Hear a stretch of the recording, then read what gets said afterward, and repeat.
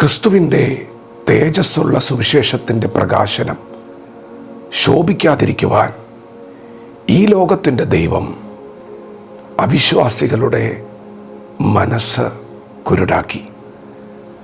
ദൈവത്തിൻ്റെ മാറ്റമില്ലാത്ത വചനം ശ്രദ്ധിക്കുന്ന പ്രിയപ്പെട്ടവരെ, യേശുവിനെ സ്വന്തം രക്ഷിതാവും കർത്താവുമായി സ്വീകരിച്ച ദൈവവൈതലേ, ഈ വചനത്തോട് ഇന്ന് പകൽ പ്രതികരിക്കുമോ? എന്താണ് ക്രിസ്തുവിൻ്റെ തേജസ്സുള്ള സുവിശേഷത്തിൻ്റെ പ്രകാശനം? എന്താണ് സുവിശേഷം? നമ്മുടെ കർത്താവായ യേശു നമ്മെ സ്നേഹിച്ച് നമുക്ക് വേണ്ടി ദൈവരൂപത്തിലിരിക്കെ ദൈവത്തോടുള്ള സമത്വം മുറുകെ പിടിക്കാതെ ദാസരൂപമെടുത്തു ഈ താണഭൂമിയിൽ വന്നു. നമുക്ക് വേണ്ടി ജനിച്ചു, നമുക്ക് വേണ്ടി ജീവിച്ചു. നമ്മുടെ പാപങ്ങളെ ചുമന്നുകൊണ്ട് നാം മരിക്കേണ്ടതിന് പകരമായി നമുക്ക് വേണ്ടി ക്രൂശിൽ തകർക്കപ്പെട്ടു. യേശുക്രിസ്തുവിൻ്റെ ജനനം, യേശുവിൻ്റെ ജീവിതം, യേശുവിൻ്റെ ക്രൂശു മരണം, മൂന്നാം നാൾ മരണത്തെ ജയിച്ച് യേശുക്രിസ്തു ഉയർത്തെഴുന്നേറ്റു. പ്രിയപ്പെട്ടവരെ, ഇത് സുവിശേഷമാണ്. യേശുവിൻ്റെ ജനനം, യേശുവിൻ്റെ മരണം, യേശുവിൻ്റെ ഉയർത്തെഴുന്നേൽപ്പ്. ഇത് നമ്മോടുള്ള ദൈവത്തിൻ്റെ സുവിശേഷമാണ്. എന്നാൽ പ്രിയപ്പെട്ടവരെ, അതുകൊണ്ട് തീരുന്നുവോ? ഒരു വിശ്വാസിക്ക് അതിലപ്പുറമായതൊന്നുകൂടിയുണ്ട്. അതെന്താണെന്നോ? യേശു കൊടുത്തൊരു വാക്കുണ്ട്. തന്നെ കാത്തിരിക്കുന്നവരോട് യേശു പറഞ്ഞു, ഞാൻ നിങ്ങൾക്ക് സ്ഥലമൊരുക്കാൻ പോകുന്നു. ഞാൻ സ്ഥലമൊരുക്കി ഞാൻ വേഗത്തിൽ നിങ്ങളുടെ അടുക്കൽ വരും. നിങ്ങളെ ഞാൻ എൻ്റെ അടുക്കൽ ചേർത്തുകൊള്ളും. പ്രിയപ്പെട്ടവരെ, സുവിശേഷത്തിൻ്റെ ഏറ്റവും കാതലായ ഒരു പ്രത്യാശയുണ്ട്. സത്യവചനത്തിൽ മറഞ്ഞിരിക്കുന്ന പ്രത്യാശ. അതെന്താണ്? നമ്മുടെ കർത്താവായ യേശു മടങ്ങി വരും. ക്രിസ്തുവിൻ്റെ തേജസ്സുള്ള സുവിശേഷത്തിൻ്റെ പ്രകാശനം, തേജസ്സുള്ള അനുഭവം, അത് യേശുവിൻ്റെ മടങ്ങി വരവാണ്. യേശു മടങ്ങി വരുമ്പോൾ എന്ത് സംഭവിക്കും? ക്രിസ്തുവിൽ മരിച്ചവർ അക്ഷയരായി ഉയർക്കും. ജീവനോടിരിക്കുന്ന നമുക്ക് ഓരോരുത്തർക്കും രൂപാന്തരം ഉണ്ടാകും. അങ്ങനെയെങ്കിൽ ഇന്ന് പകൽ നിങ്ങൾ എന്തിനായിട്ടാണ് കാത്തിരിക്കുന്നത്? നിങ്ങൾക്കൊരു കാത്തിരിപ്പുണ്ടോ?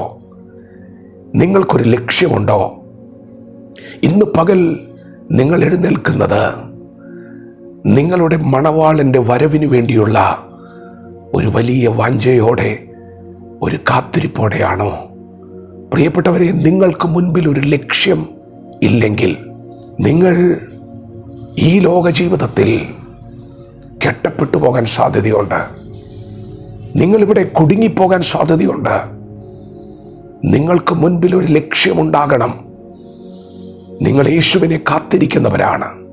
അതാണ് സുവിശേഷത്തിൻ്റെ തേജസ്സുള്ള പ്രകാശനം. യേശുക്രിസ്തു മടങ്ങി വരുമ്പോൾ പറഞ്ഞു തീരാത്ത മഹിമയുള്ളൊരു സന്തോഷം നമ്മെ കാത്തിരിക്കുന്നുണ്ട്. പ്രിയപ്പെട്ടവരെ, അങ്ങനെ ഒരു ചിന്ത ഇന്ന് പകൽ നമ്മെ ഭരിക്കണം. അങ്ങനെ ഒരു ചിന്തയാൽ നാം കെട്ടപ്പെടണം. അവൻ എപ്പോൾ വരുന്നു എന്ന് നാം അറിയായികൊണ്ട് സദാകാലവും ഉണർന്നിരിക്കണം. യേശുവിന് വേണ്ടി കാത്തിരിക്കണം. നമുക്ക് മുൻപിൽ ഒരു ലക്ഷ്യമുണ്ടാകണം. ലക്ഷ്യമില്ലെങ്കിൽ ഈ ലോകം നമ്മെ വശീകരിക്കാൻ സാധ്യതയുണ്ട്. പിശാച് തന്ത്രശാലിയാണ്. നമുക്ക് ലക്ഷ്യമില്ലെങ്കിൽ പ്രിയപ്പെട്ടവരെ, നമ്മുടെ ഓട്ടം പ്രയാസമാകാൻ സാധ്യതയുണ്ട്. യേശുവിൻ്റെ മുഖത്ത് അവർ കുത്തി, മുഷ്ടി ചുരുട്ടി കുത്തി, മുഖത്ത് തുപ്പി. യേശു എന്തുകൊണ്ടാണ് അപമാനം അലക്ഷ്യമാക്കിയത്? യേശു എന്തുകൊണ്ടാണ് വീണ് കിടക്കാത്തത്? യേശു എന്തുകൊണ്ടാണ് മുൻപോട്ട് തന്നെ പോകുന്നത്? യേശുവിൻ്റെ മുൻപിൽ ഒരു ലക്ഷ്യമുണ്ട്. അവൻ അപമാനത്തെ അലക്ഷ്യമാക്കുന്നത് തൻ്റെ മുൻപിൽ വെച്ചിരിക്കുന്ന സന്തോഷത്തെ കണ്ടതുകൊണ്ടാണ്. തേജസ്കരിക്കപ്പെടുവാനുള്ള നാഴിക വന്നിരിക്കുന്നു. പിതാവിൻ്റെ അടുക്കലേക്ക് പോകുവാനുള്ള നാഴിക വന്നിരിക്കുന്നു. പ്രിയപ്പെട്ടവരെ, നാം കർത്താവിൻ്റെ വരവിന് വേണ്ടി കാത്തിരിക്കുന്നവരാണ്. നിങ്ങളുടെ ഹൃദയം തുടിക്കട്ടെ. നിങ്ങളുടെ ചിന്ത മുഴുവൻ യേശുവിനെ കുറിച്ചായിരിക്കട്ടെ. അതെ, വാഗ്ദത്തം ചെയ്ത ഇവൻ വിശ്വസ്തനാണ്. അവൻ മടങ്ങി വരും.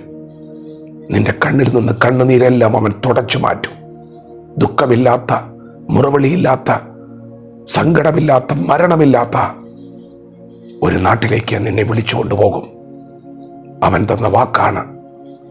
അതാണ് നമ്മുടെ പ്രത്യാശ, തേജസ്സുള്ള പ്രത്യാശ. ഇന്ന് പകൽ ആ പ്രകാശനം ശക്തിയോടെ വെളിപ്പെടട്ടെ. വചനത്തോട് പ്രതികരിക്കാം. ദൈവം നമ്മെ ഓരോരുത്തരെയും പകൽ അനുഗ്രഹിക്കുമാറാകട്ടെ. ആമേൻ.